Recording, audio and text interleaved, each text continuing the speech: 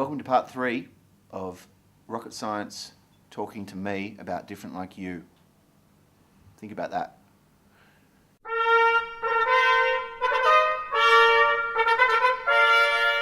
And so, Kit, you are, internationally renowned drummer now. Respected. Made the top 5 in Australia. You've been talking to Mum again. she did. Asked me to mention that. Why did you give up the guitar? It was just situational for me. I was playing in a band. I started playing the drums in a gag band, and that was a band called Black Rose, and it was just all the guys I lived with at university. And one of the fellows came home one afternoon and said, "I've entered us into Battle of the Bands." Mickey hasn't heard the story. And which was in 2 days' time, so we're a band now. So we thought that was great, and we all played instruments, so we thought for this experiment we'd all play instruments that we'd never played before.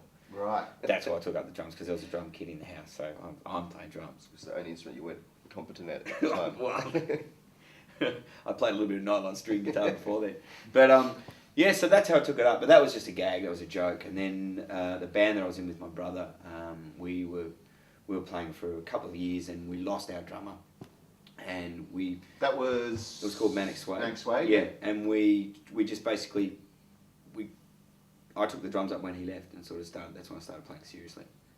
But a lot of the rhythms that we do, were interesting immediately as a drummer, because a lot of the early songs were written with Roden playing along with a rhythm ace, which is an old, like a lounge room organ drum machine.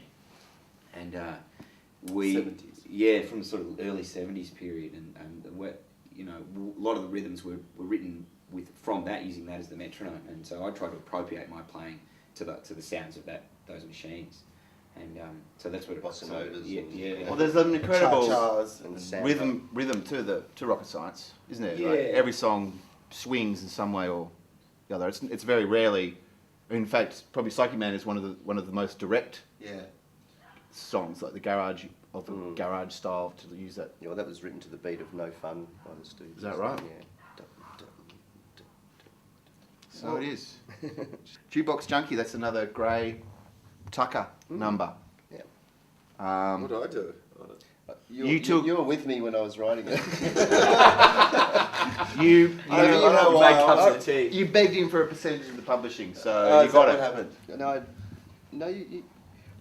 So yeah, that idea was sort of the musical idea was just sort of, I don't know, floating around. I sort of was rhythmically into like the Silver Apples, like the song Oscillations, that had that sort of Navajo Indian kind of drum beat, and I sort of wrote a bass line, sort of, I don't know, just imagining that drum beat in my head. And, Jukebox Junkie is like a character or a caricature of a person. I was actually imagining the tote, and I was imagining some guy that goes to the Tote Jukebox and, puts all this money in the Tote Jukebox and plays Search and Destroy and blah, blah, blah. So the fact that it's on a jukebox means it's like a public kind of space where he's like a real aficionado and he's into stuff. And he's up, he's up late and he's off his face, and one of the songs is sort of getting a bit, aggro, Bit melancholy, bit dark. Jukebox Junkie's about David Gray. Love, love, love. That's a pretty simple. It's the title's Notion. Pretty straightforward. Pretty straightforward. Did you feel that the album needed that balance, or was it just a coincidence that it was one of the top 10 songs, or? It was written really late in the piece. I think it was the last song that was written to be included in the batch of demos that we had. It was certainly the last song written in that time, and I think it was just decided. I think we needed another up-tempo number, so that was probably one of the reasons why I spent time writing something that sounded like it does.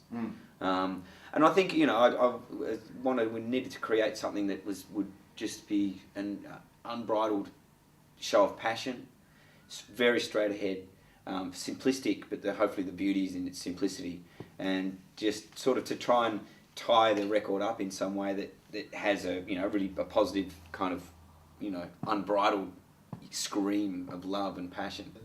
The lady, or the subject of the affection of the writer, is with another.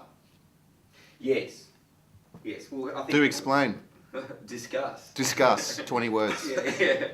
I think we've all been there. No, actually. Haven't you? Do you always get the girl? I just don't try. So that way I don't hurt anyone or get upset. Right, it's probably.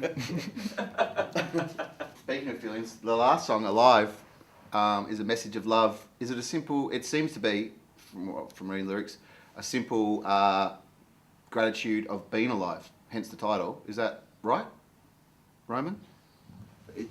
Are you happy to be alive at this moment, or would you rather be somewhere else? Check. I'm looking. I'm thinking. I'm imagining the pondering the notion of the questions being put forward. I just happen to be looking in that direction. But if you want, I can ponder and looking in this direction. His ear was facing you. It's good ear. His good ear was facing you. It's a play on an idea of that we'd sort of went away for a little while. I mentally went away for a while. I wasn't with us for a bit, but luckily for the few people that what are you referring to your coma? I was a bit unwell from bashing my head, and I went into a coma. But there was a period of recovery, and there was a period where we weren't sort of in a space of everyone watching us for a while there. And this was like the song to say hello. How are you doing? But people who bothered or are interested in rocket science. This is what we've been doing, and this is what I've been doing. What have you been doing? And it's like a conversation with our audience. And basically in the song, I tell people what I've been doing, and it's sort of like a two-way thing, representing ourselves. Thanks very much to Rocket Science for talking about Different Like You.